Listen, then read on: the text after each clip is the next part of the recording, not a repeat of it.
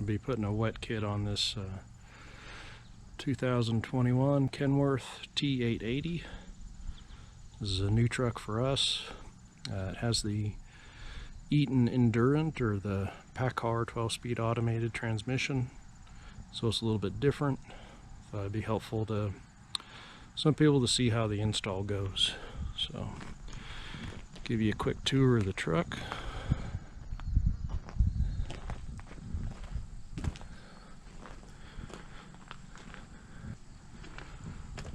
We're gonna put a bar across here and put the hydraulic hook up there, space this out.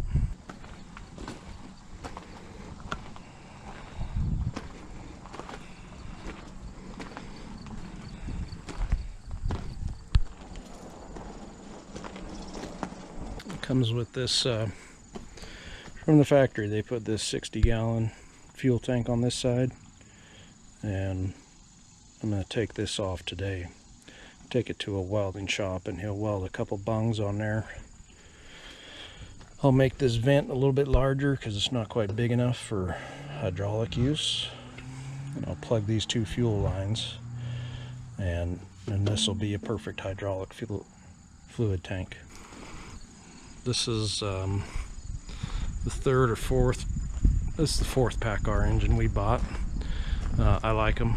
They get good mileage, they're quiet. You know, reliable. You know, you have issues with the emission systems like anything else, but you know, 7 to 8 miles per gallon, and it doesn't sound like a rock crusher under there like the Cummins do. Not that I hate Cummins, I like them. They're just loud and don't get very good mileage.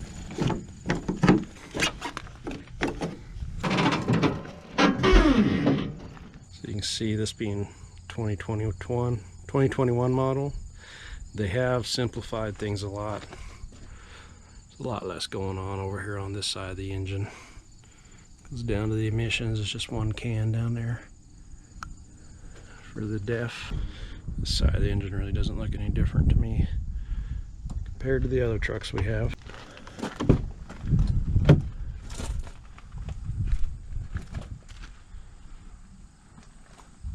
Really like the interior.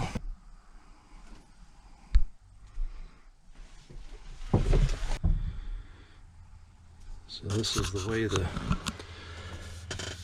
transmission works. You click it forward into drive, or neutral, reverse, and then you can manually just toggle it up and down like that for your gears.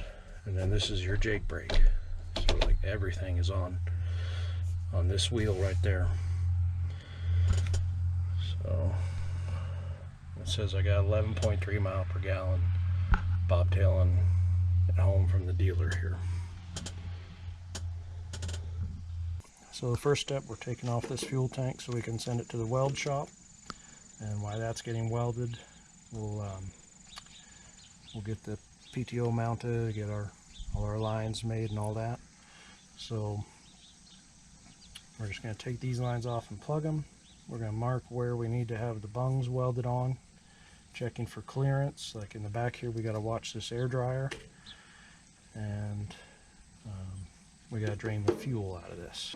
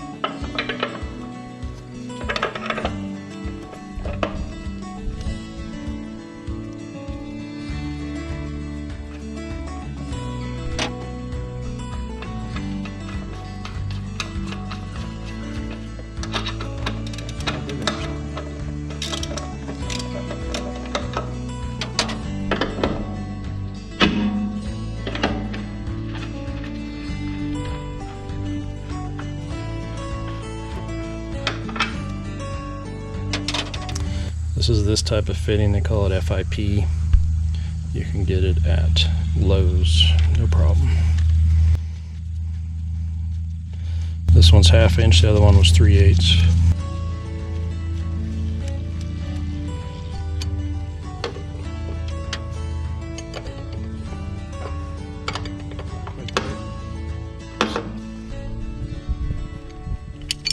So I did not plug it up here at the junction. This has some kind of strange push-in fitting, and I didn't even know what to ask for there, so I thought it'd be just as easy just to do it like this. And we'll put this down out of the way after we get the tank down here.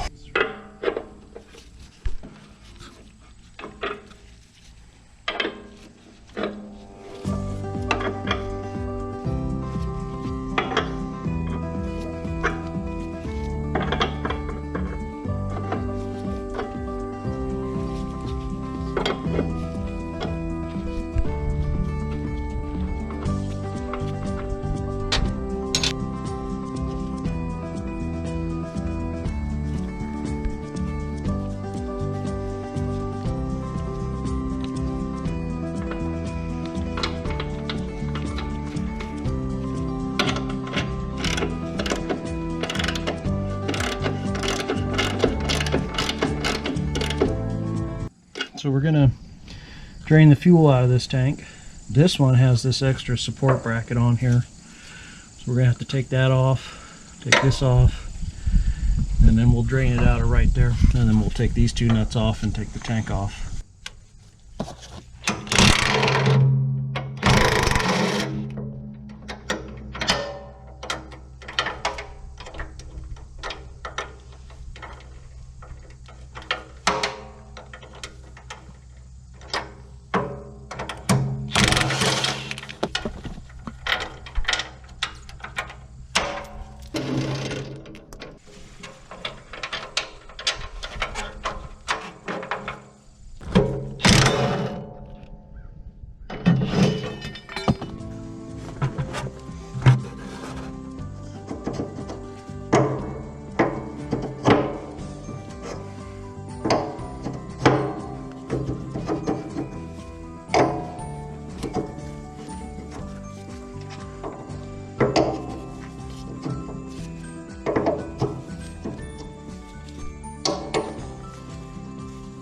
I will say, real quick, this hydraulic fluid, not the best for a wet kit, I guess.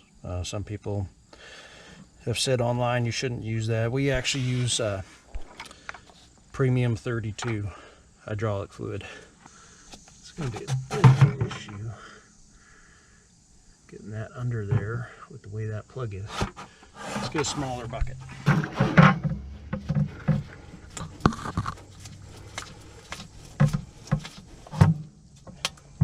Is weird. I don't know what that is. I'm sure there's more than 5 gallons in there.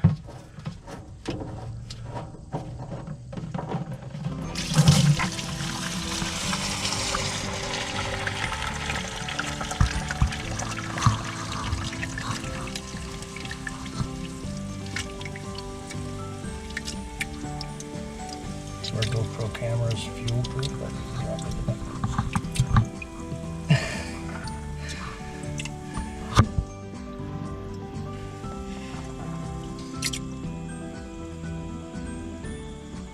I was trying to get it home without having to put any fuel in it, but it wasn't going to happen.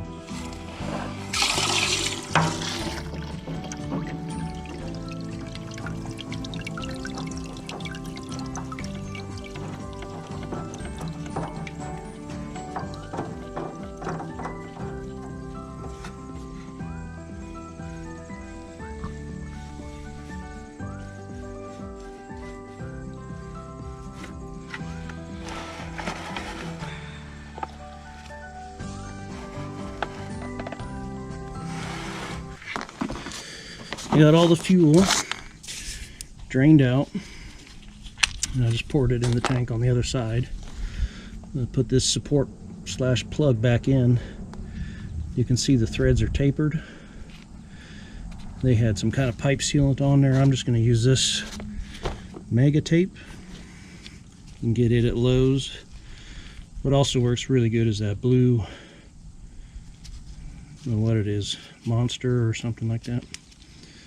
That blue heavy duty tape.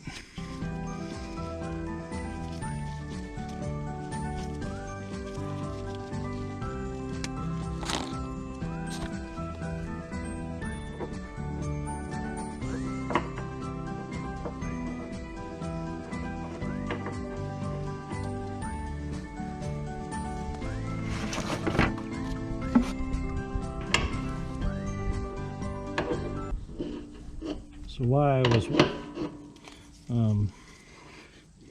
waiting for the fuel to drain down all the way, marked on the other side where that bung would go for the welder.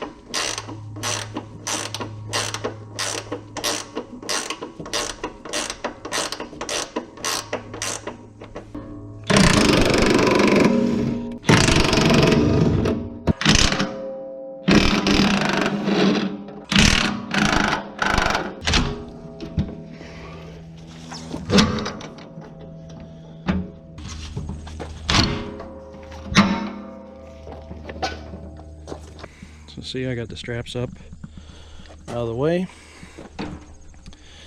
Now this tank's ready.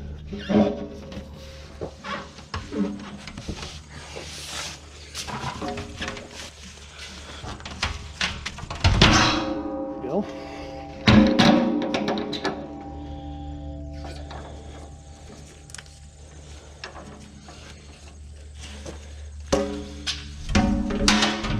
Just like that. Comes right out of there. See where I marked the back there. Alright, the next step is to drain the fluid from the transmission.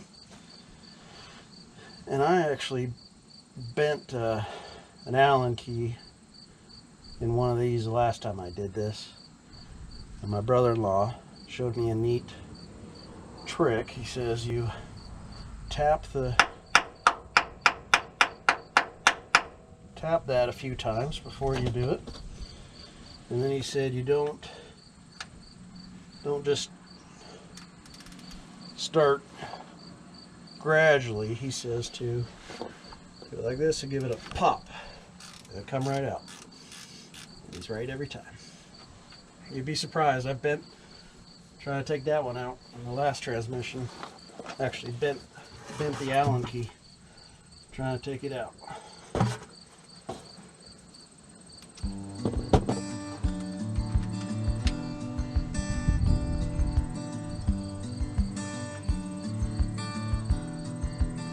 Who knows why they use these type of sockets.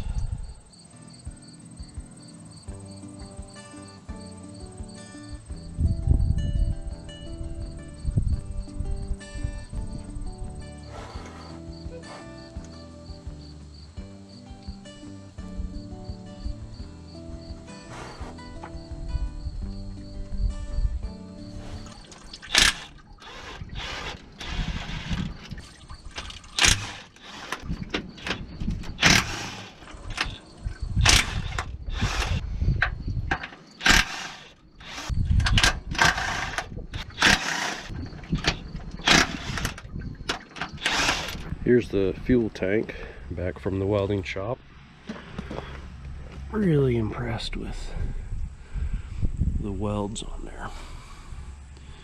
It does a really good job. So now we have our supply and our return, and then I just need to make this vent tube a little larger because this is pretty small for the amount of fluid we're going to be returning to this tank. So I'm just going to go ahead and put some of the fittings on here, the shutoff valves, and then we'll put it on the truck. So you can see we put this bracket across here. We'll put the fitting right there for the hydraulic hose hookup that goes to the trailer. This is, you can see these arrows right there. So this will go from the pump up into here. This is 1" JIC through the filter, 1" JIC, and back down to the tank to return to the tank.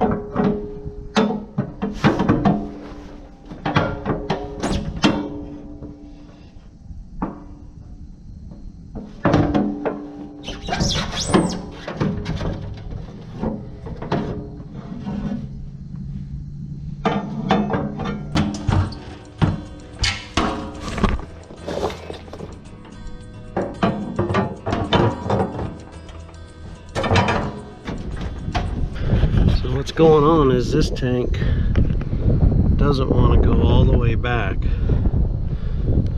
because that fitting is hitting that air dryer there.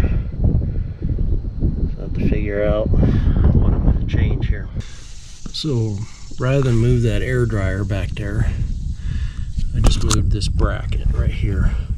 Just drilled some new holes and moved it forward about 1 inch. Rotated the tank just a little bit. I changed that vent out to a much bigger line. So you can see the fuel tank is now a hydraulic tank.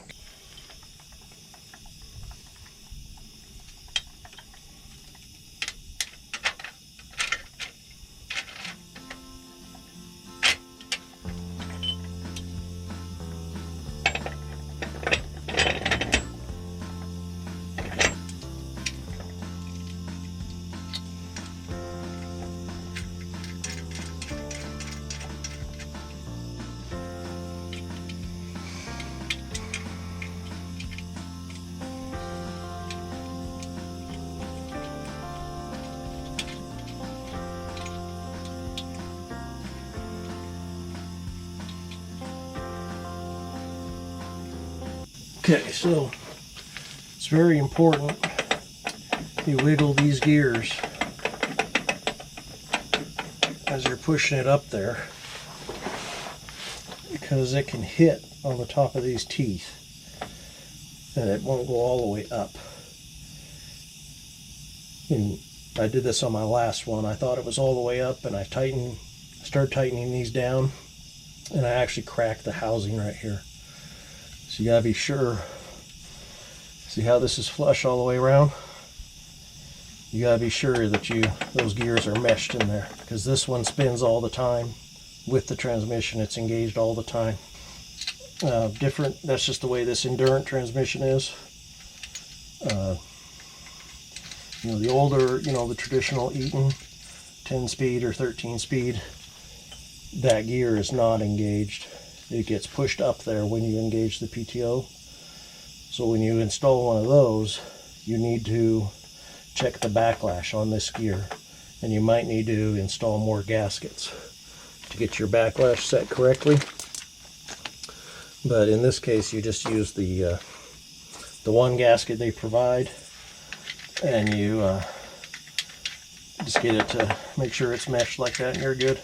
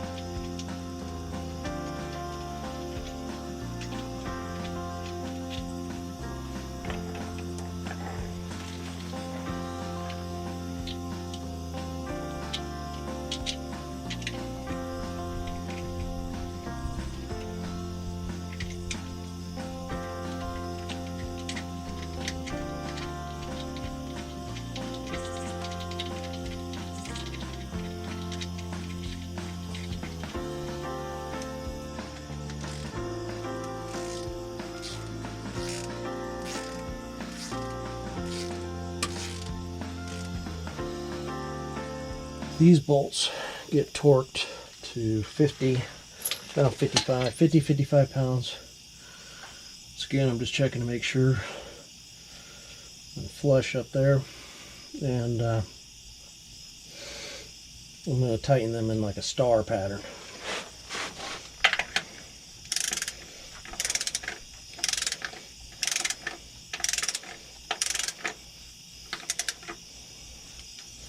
Gonna get them snug for now.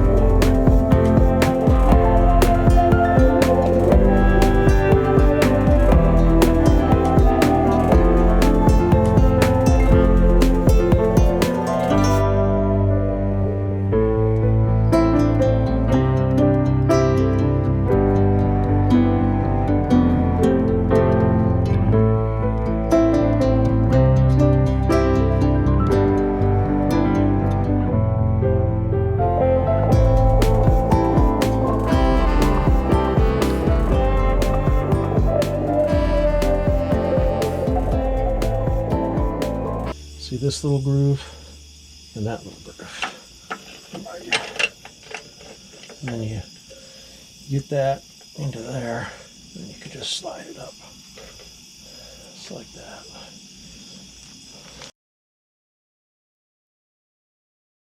And they have big warnings with this PTO that to only torque these to 15.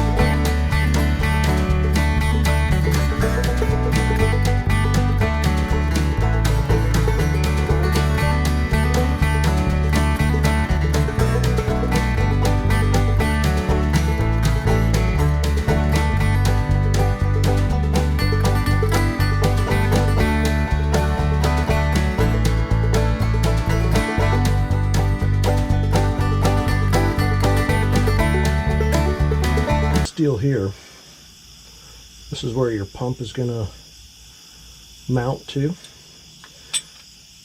but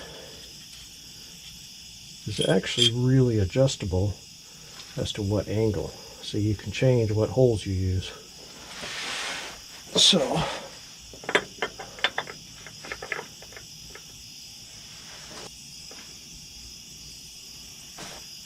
I'm going to try that right there.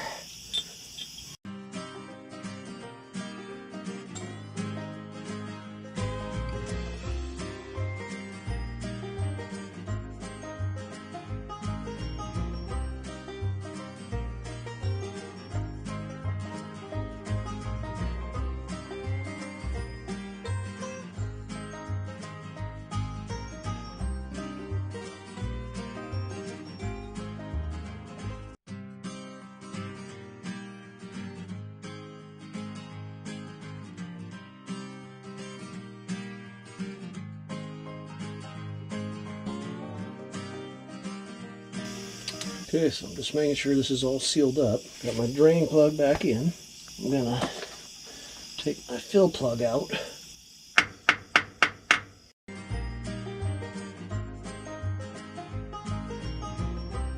Fill this up. I'm gonna put the fluid back in there that was in there. And then I also have another bucket with a couple gallons of the same stuff. I went to Kenworth and got the right type of fluid. It doesn't take just any type of transmission fluid, this Endurance transmission. So you need to make sure you get the right type of fluid.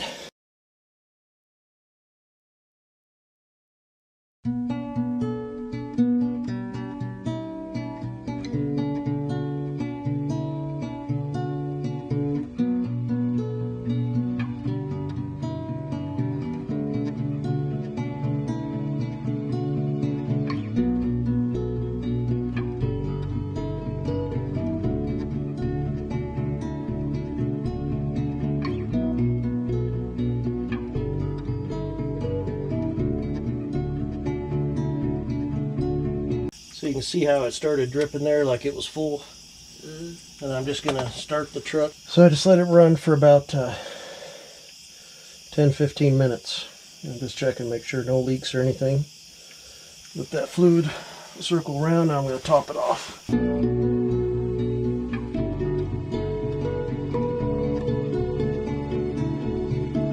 I just about put the wrong fluid in it. That's why you check the label. I don't know if you can see that, but it's Shell Spirax S6 GME SAE 40. So that comes from Kenworth, and it says Eaton right on the. So let's see how much more fluid we put in here.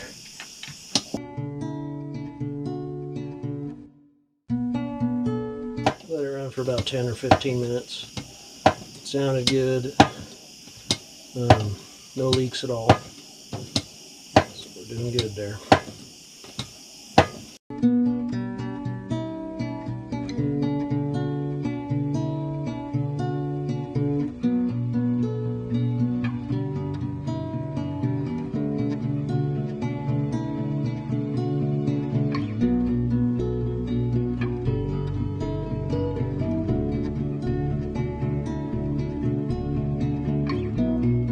I'm letting this drain out because it's almost acting like it's over full. So this thing must have plugged it just enough.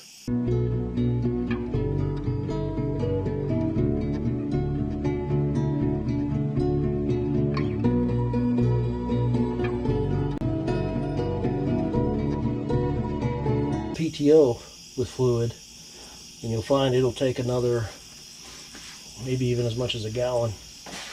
So if you just fill it like that and then stop, your transmission is going to be pretty low in fluid.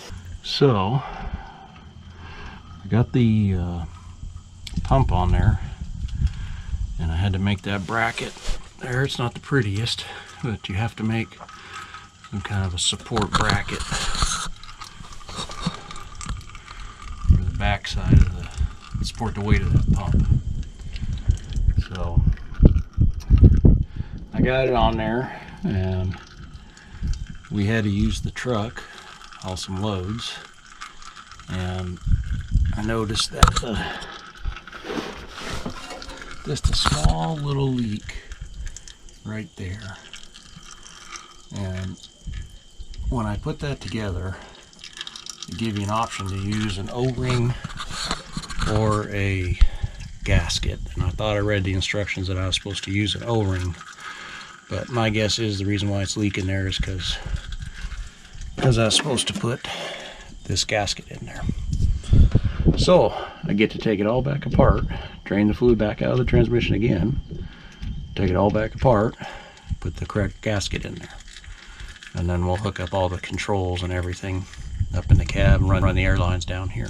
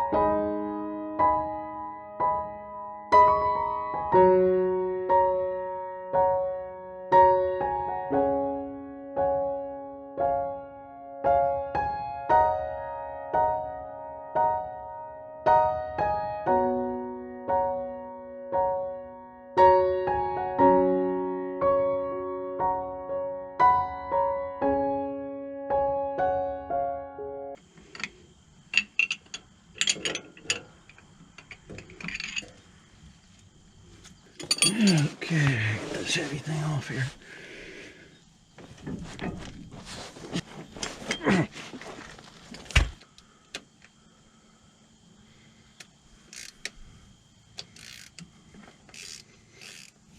So, liable to be some fluid come out of here.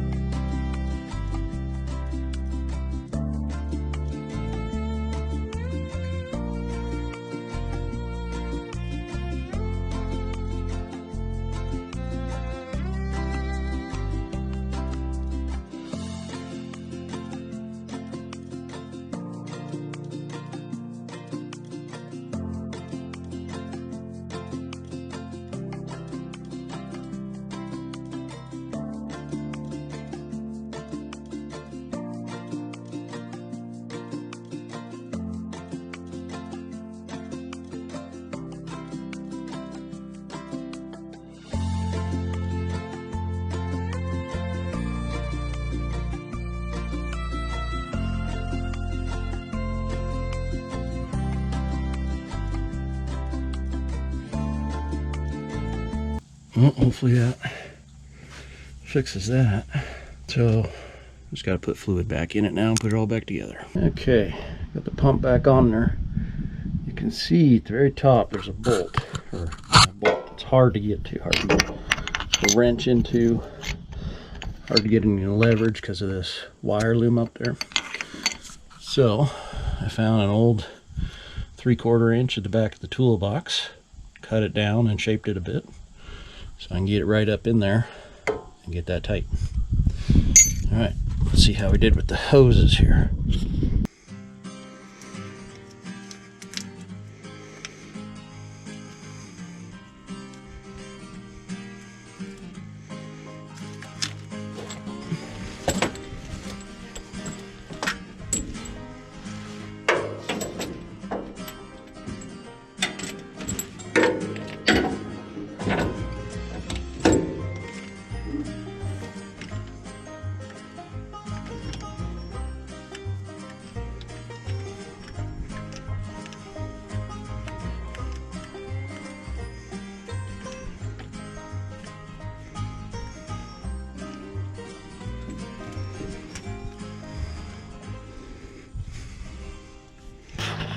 Tighten that down.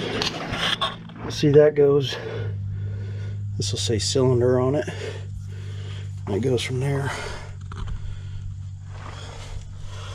up to where you hook in the line for your trailer. And I gotta change this fitting, hook another hose from there up to the filter. So I have checked underneath on this truck. I know that there's not any cables or wires right underneath because I'm familiar with these trucks, but I want to make sure on that. I'm up here in the cab putting this tower in. Alright, so I drilled the 4 holes that hold it down, and now I'm going to drill a hole to run my air lines and everything through.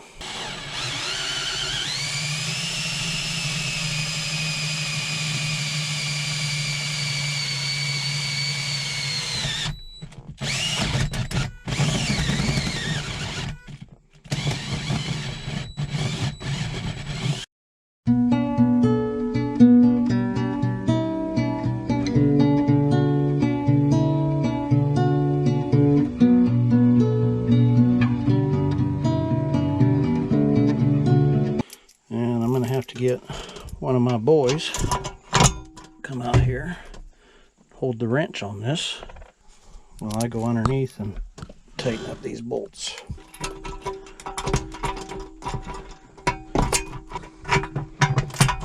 Okay, let me show you this while we're at it. I'm just kind of buttoning everything up on this install. And this is the control for the tarp. So you run a toggle switch up into the cab, and that gives you open and close for your tarp. And this is this kit here I took off another truck we had that the engine blew in it. So it came from Mountain Tarp, and it gives you all the instructions as to where all the wires go. I'll also get kits from Sherco, and I like theirs a little better actually, but they give you instructions for where to go with all the wires. But you just hook up a positive and a negative, go over to this little fuse box relay, and then this gray cable, 3-wire, goes up into the cab, and that's where your toggle switch goes. And this positive and negative goes back here. We use a 2-prong horizontal plug. That's what'll go to the trailer. And one little tip here, I just used a bunch of tape. I'm trying to think of a better option just to try to seal up this battery box a little bit so that a bunch of dust doesn't get in here, because when we go off-road, you'd be amazed how much dust will blow up in here and just collect on top of the batteries and everything. We're pretty much done under here, and I didn't video putting everything together because just not a lot of room under here when you start twisting these hoses around and everything. Try and find somewhere to put the camera and so there's the bracket on there, the pump on there. Obviously this is your inlet, your suction hose. For that you just need just ask them for a suction hose. This is 1.25 1.5 would be even better, but on this pump it just has 1.25 and that'd be fine. So you get 1.25 suction hose. Okay, that comes from, that's your suction, your supply line from the tank. Okay, so the product, the hydraulic fluid comes in there, goes into the pump. Okay, then the pump, when the driver switches the switch in the raise position, it pushes fluid out this top line here. Okay, and that runs up there to where you hook up for the trailer there. Alright, and then when the driver switches it to lower, the fluid comes back through the pump and down this next 1-inch line that goes up to that filter, out the other side of that filter, back down into the bottom of the tank there. So it's Saturday.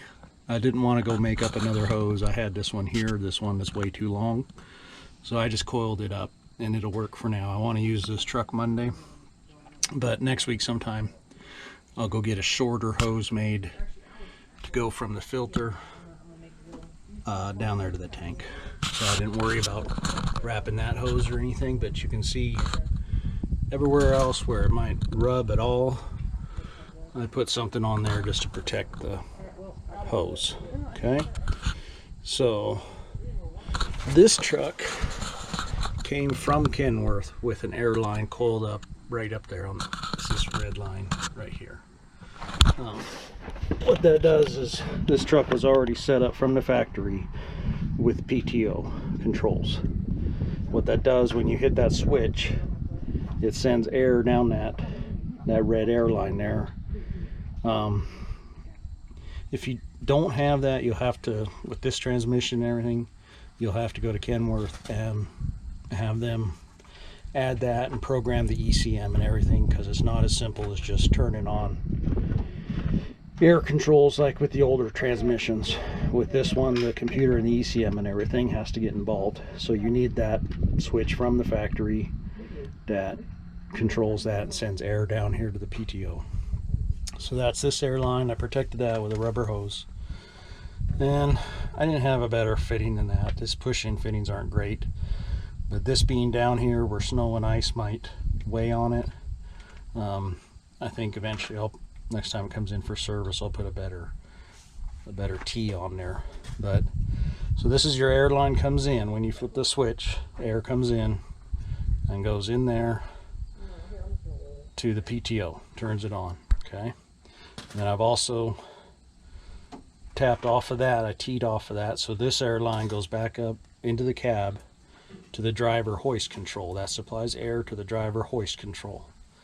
And then the other three options on that hoist control. One option is to raise the bed. I think it says tilt. So this air line, it goes in the port on the switch that says in, like air supply in. So it goes in there. Then you have an air line that comes out that says tilt, or raise the bed. It's one of these. So that goes in to the pump here. Okay, and then you have one that says lower. So same deal, goes from that switch down here, and they are right here. And the way I plumbed this, I'm pretty sure this one to the back here is the raise the bed, going off the manual that I pulled up online. If not, if it's not working right, I'll switch those two air lines, but simple as that. So that's your air lines coming down that control the pump. You got your raise, lower, and you got that supply up to the supplies the air up to the switch. So just try and wrap up everything real good, so it doesn't rub. Next, we'll go up in the cab and take a look at the controls up there. Back in the cab, got the tower mounted, the control mounted in there. Got that blue tube in there protecting the cables. And I use some of this, is called duct seal. It's in the electrical department at Lowe's. And this putty like this, I'll just roll this out and wrap it all around there to seal that up, so we don't have air coming back up through the exhaust or something coming up into the cab. And then we'll snip those zip ties, and then we just have to do our cable for our tarp control, and we are done.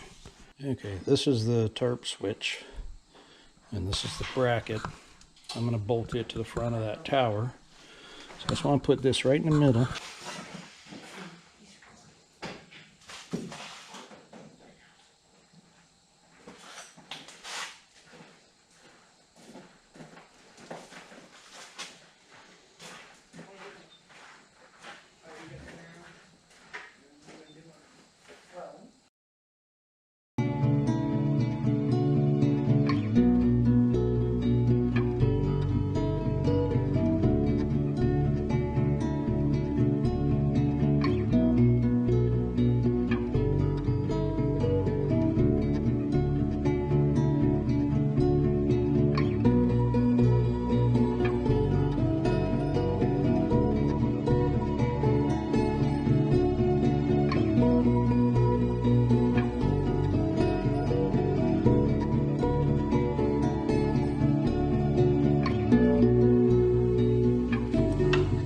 Okay, I drilled my holes out a little bigger here. See how we do.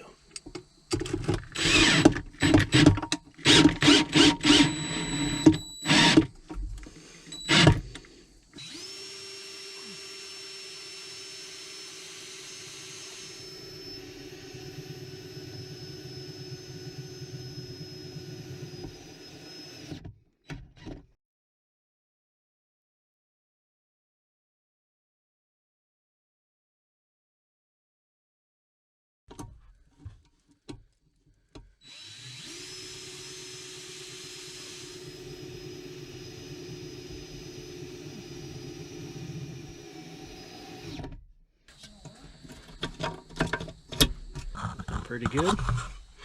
Just gotta hook up the wires. Okay, take your pliers.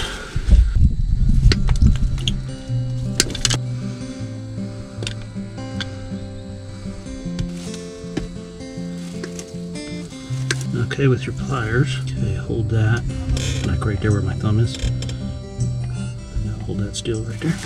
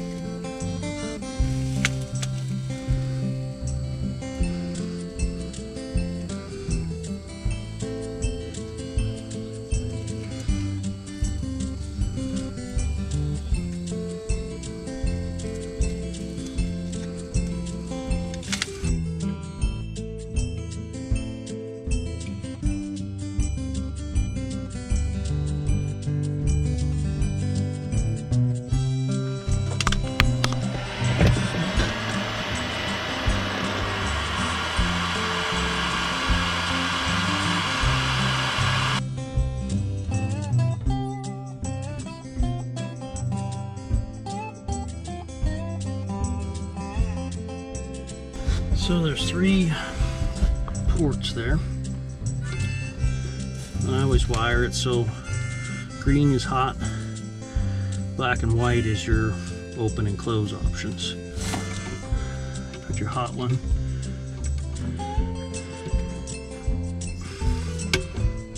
in the middle.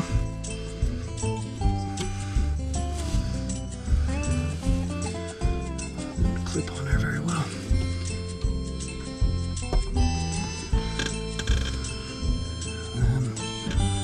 You have a 50-50 chance of getting this right.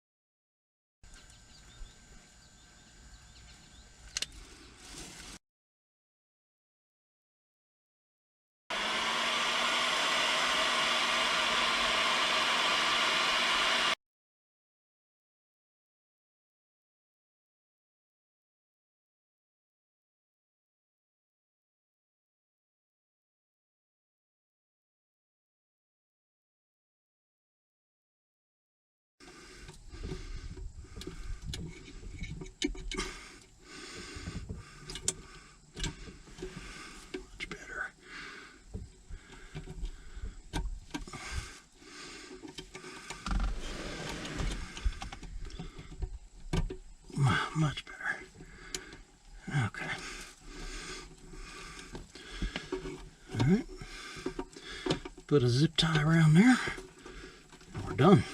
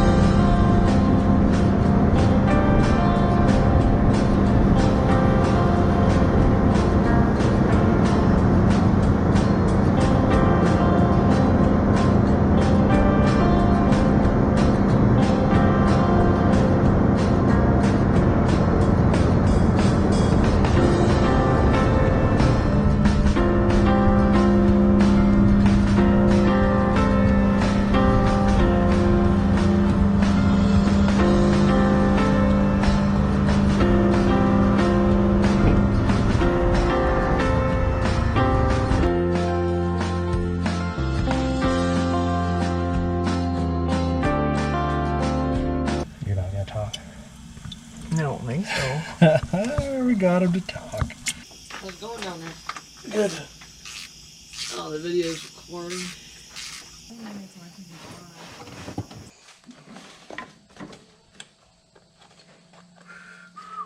Woohoo! Oh, man.